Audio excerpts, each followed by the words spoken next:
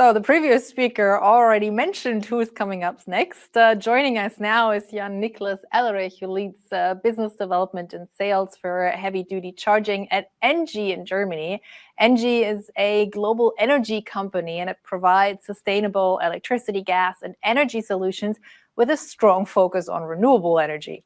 Jan-Niklas will shed light on energy management, but from a utilities viewpoint, exploring how intelligent grid integration, strategic planning, and renewables are really key to making heavy-duty transport electrification efficient and reliable.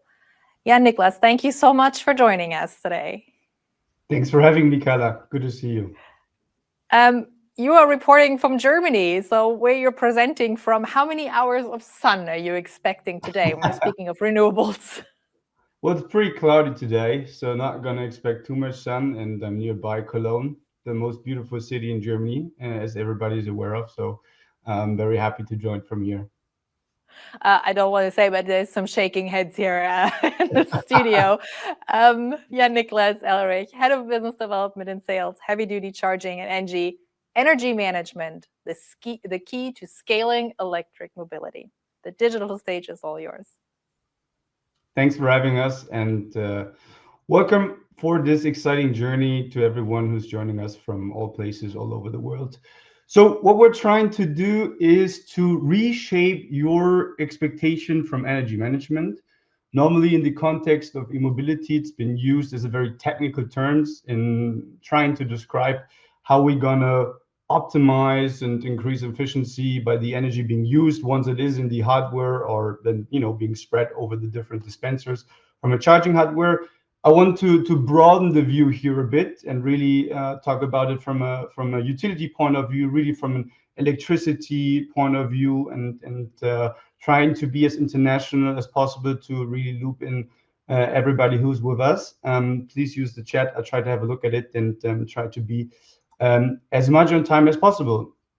So first thing is, there is currently a lot of noise and buzz going on in the global politics, that we want to return to economic principles for those that are very advanced in the renewable energy section. Here is a picture of our current Minister for Economic Affairs and Energy, Katharina Reiche. But please, wherever you come from, picture your the head of energy or the minister for energy from your respective country, and I'm sure you have heard something in the news that goes like energy transition is at a crossroad and returning to economic principles, which kind of gives us the feeling that going backwards might be the most economical way forward. And I put a big question mark on that, and going to explore our point of view and a bit of the energy market point of view to that in the next minutes. So when we look at mobility, which is why we're all united here together, and especially electric trucks, the most economical solution, without surprise, is electric, and that's for a few reasons. So I'm going to share on the next slide a more detailed TCO showing that electric is already today for heavy duty in some cases the preferred way forward. I find it very impressive showing what Tony had with this very large wooden truck from Scania that's already in using today, and I'm sure they're using it for many reasons, and one of it is economical. The other thing that when we talk about global politics, and energy is always strongly connected with global politics, is the resilience that we get against authoritarian states, because renewable energy is something that makes us independent. Oil, gas, all that are strongly depending on your geography, and it's something that if you don't have it naturally in the ground of your country, then it's very hard to actually lift such energies or such resources. But renewable energies really rise this independency and therefore rise resilience, which is a very important thing to do. Another thing why electric is going to be the future is that the driver themselves actually love it, and that gives them those companies that actually use it a competitive advantage over the competition. Why do they love it? It's very silent. So Whoever has been driven into an electric car knows that it's very silent, and you don't have the vibration ongoing all the time. So another thing that is really a good competitive advantage. And the fourth point I wanted to make here is the integration of locally generation. So the second point was about your country resilience, right? But the fourth point is about the overall integration. For example, whatever you're working at, you have the roof on your, you have a PV on your roof, and you can use that electricity being generated. That gives you more independency, lowers prices, and makes you better to manage your energy. So you're not going to go too deep to this. You're going to see the slide in a second. Thanks for zooming in. So we can see here a TCO compared for 100,000 kilometers a year, 50% depot charging, 50% highway. To the left, you see the internal combustion engine, so the petrol truck, and to the right, you see the electric one. In the red, you see the vehicle leasing. In green, you see charging infrastructure, consumption, etc. And you can tell that if we compare this, put all the data together, and try to have a full picture, so the total cost of ownership compared for the period 2025 to 2030, we already see a price advantage for electric trucks, comparing both sides, and you actually see on the right side of the graph the different savings per the parameter, and of course the charging infrastructure itself is boosting at the vehicle lease, things that we're gonna move on once we're gonna get into scaling, right? So the more we have mass production, we're gonna reduce prices, leasing will be better, all that. Tolling is a big thing in the EU. Currently, we're profiting or benefiting from it in Germany, and the EU Commission is trying to extend this European-wide and until 2031, which will boost it. But my point is that we actually need this as a starter, but as we move forward, we will not be relying on any kind of subsidies. It will really be to our advantage ourselves, because electricity costs will be lower and lower and lower. Why is that? Or maybe before I go into this, what I want to highlight is the fact that often when we talk about different technologies, there are rumors about hydrogen, e-fuels, all that. And from my point of view, all you need to know is on this slide, and the headline is you can't cheat physics, because if we look at energy efficiency, and energy efficiency is key not only price-wise, but also when it comes to the big picture of managing the large resources of energy being used when we electrify mobility, when we green our industries and all that. Energy efficiency becomes more and more important.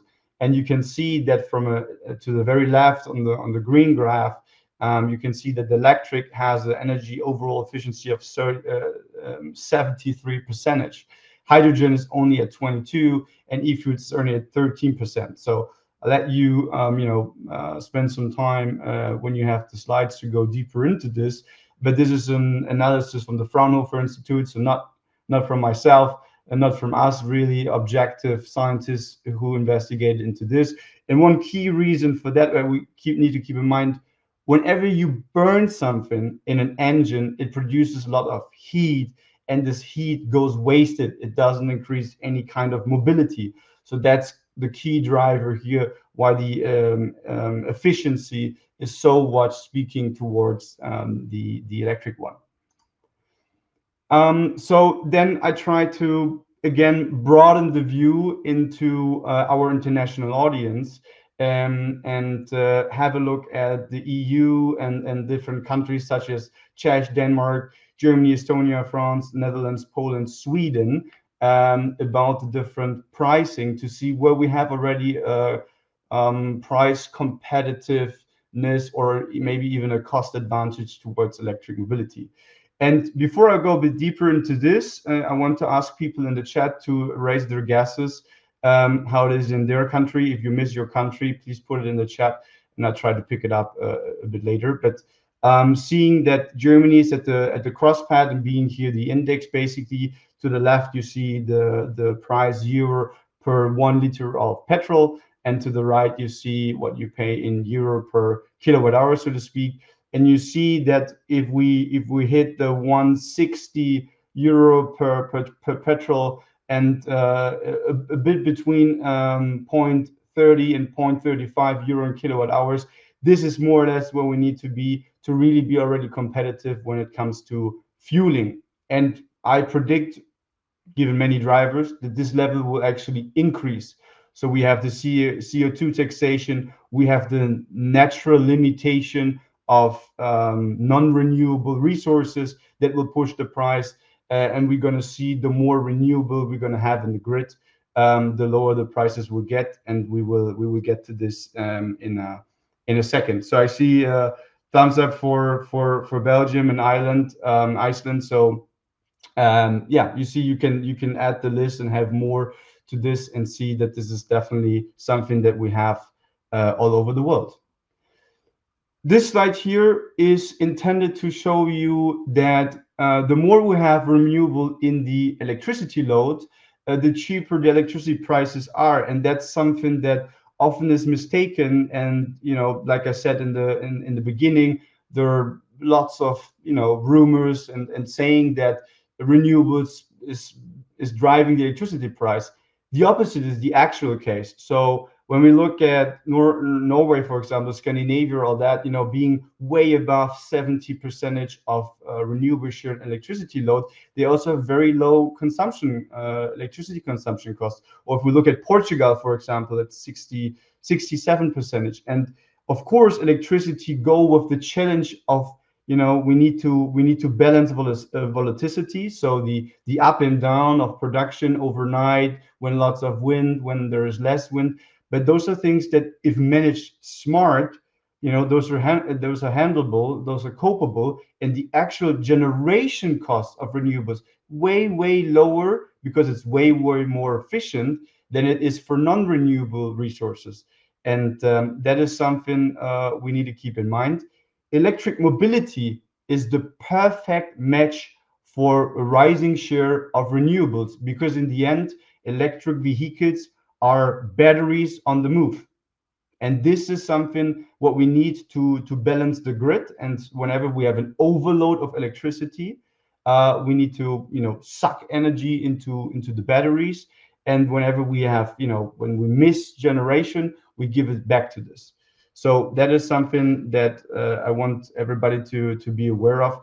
And again, if you miss your country on energy share, please put it in the chat. I'm having a look at it, especially for the US. So any guesses for the US, India, Australia, South Africa, and China? If you have a guess from the renewable share of your electricity load, please put it in the chat. I know we have audience from there, so excited to hear your guess. I have the numbers with me, showing it in a few seconds.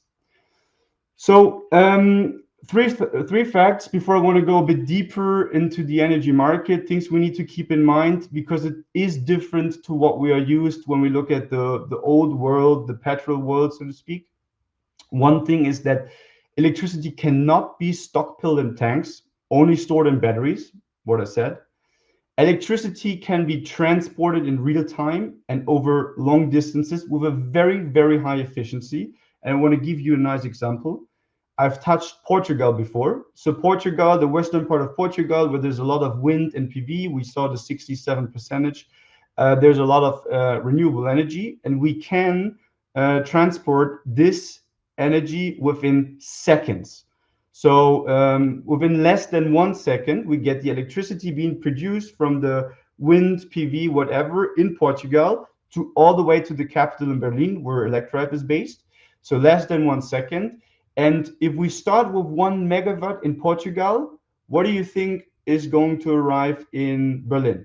So if you look at 95% efficiency, that's an average.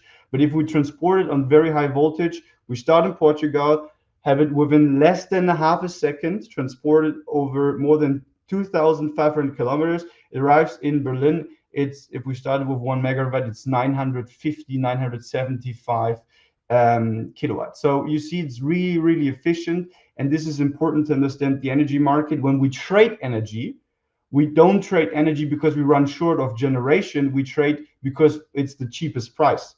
So the European energy market is really outstanding achievement from the European Union and helps us to trade it.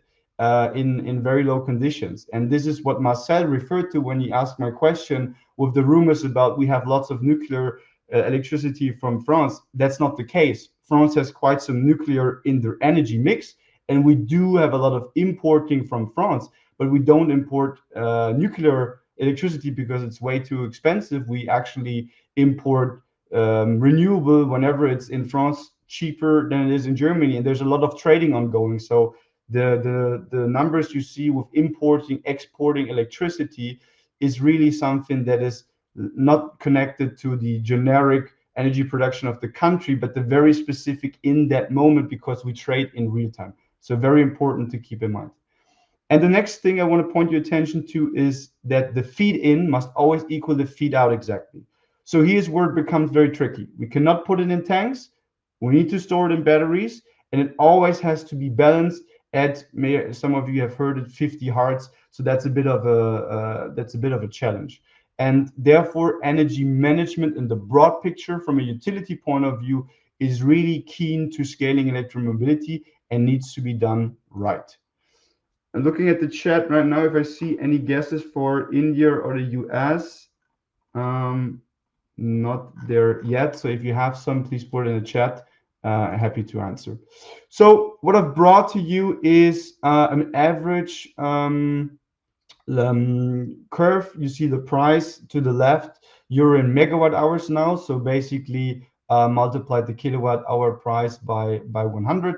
And you see an average week over the year. In Germany, this graph is showing 2024, and you see that Monday to Friday, where it is highlighted with the red circle, you see very low prices, so below 50 euros the megawatt hour, which is below 5 cents per kilowatt hour on the spot market. And this is important. People in Germany often, and in other parts of Europe, often complain about the negative prices, but it's actually an achievement of the energy market that we can offer prices that low.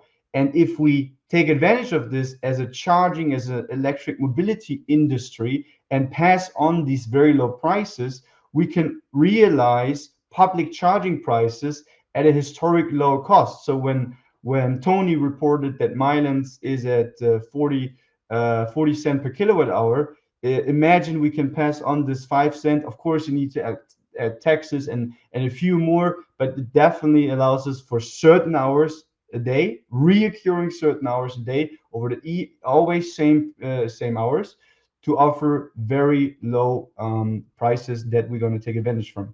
So then you would normally question, is this in line with when I charge my car? So I'm a fleet operator and I say, oh, this is very nice what you're presenting, but do I benefit from this? If it's like 5 a.m. in the morning or whatever, then it might not really fit to my schedule. And this is what we try to illustrate here. So in blue, you still see the spot prices in euro per megawatt hours, and in green, you see the load profile. So basically, how much electricity do I need if I have a very generic depot charging, like I run my fleet from 6 to 4, 5 to 5, so over the day.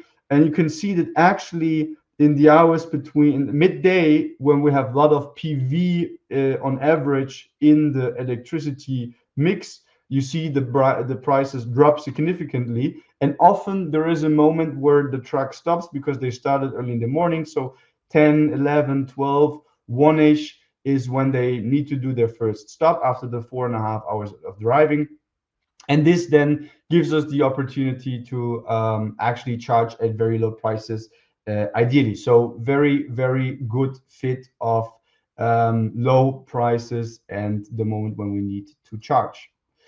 And when I talk about energy management, the bigger the better, right? So when we can start pooling volumes, then we can start really balance a portfolio. So what is meant with that portfolio is the overall energy we basically buy to then manage, and the more we have in our balance group. So what we, so to speak, what we do in order to keep the feed in and the feed out being balanced with the TCOs and the DCOs of this world. The more we have, the more we can balance, because it's always a mix of predicting selling, and buying, and all more or less in lifetime, in real time, right? As I said, feed in, feed out always needs to level up. So that is what I wanted to share here. Overall, the journey is quite complex, right? So we have the generation being the on top, the roof PV on your fleet housing. Then it goes through the spot market or through direct purchase. But let's keep with the spot market. Then we have the grids that basically transported the TCOs for the long distance, the highways of electricity, and the DCOs for the local ones. We maybe need to store it. We need to put a euro on it, so to basically have a tariff and then having a charging infrastructure. So it's a complex game of many different things that all come together that you need to keep in mind and that you need to fulfill. And this is where we have our expertise at ENGIE Via Neo. So scaling energy on large scale is really what we're doing every day, is what we want to bring as add-on to the charging market. As we say, okay, we can get you access to these green, low energy prices, and do all that in favor of you. So when you run a fleet, right, please get in touch with us, and we explore how we're going to take advantage of the exciting transition in the energy market. That being said, basically landing on my last slide, even our Ministry of Energy is now full on electrification. I hope I could convince you and your Minister for Energy as well. And we keep committed on the path. We think in European corridors because goods don't stop at borders, right? We're open to depots, but also to always public solutions. And we build on operate, so it's a very low scale for you. We basically take the capex and have it all nicely summarized for you. That's it from my end. Excited for further questions, the panel interview, but don't hesitate to get in touch with me and or my team. And that said, I'm good to see you back, Clara. Carla, that's okay. That's fine. No worries. So That's what you just me. shown, I mean, obviously really straightforward what you've just shown us. But in the chance of opening a whole nother can of worms from a utility perspective and what energy management means for you, what does that then mean for large scale charging of heavy duty trucks? And how does it maybe differ from traditional fleet energy planning? So it is a bit more a challenge because, of course, the spot market reacts to all different kind of aspects. You need to have a good forecasting, and you need to have a bit more flexibility. You need to have a good predictive data to know, okay, next day is 24 hours ahead or maybe a week ahead. When are the cheap hours? But it sounds a bit more complicated than it is in reality, because it's always the same reoccurring hours on average that are the cheap ones. So it's not that tricky, and you don't have shaking hands the day before and don't know when it's going to be super expensive and when it's going to be very affordable. So it's really quite it's a learning curve that the fleet operators and we as a utility go together with, but it's not as crazy as it may seem in the very first appearance. Okay, one thing, when people say renewable energy, there's always the other side that says, oh, but then the grid is not stable.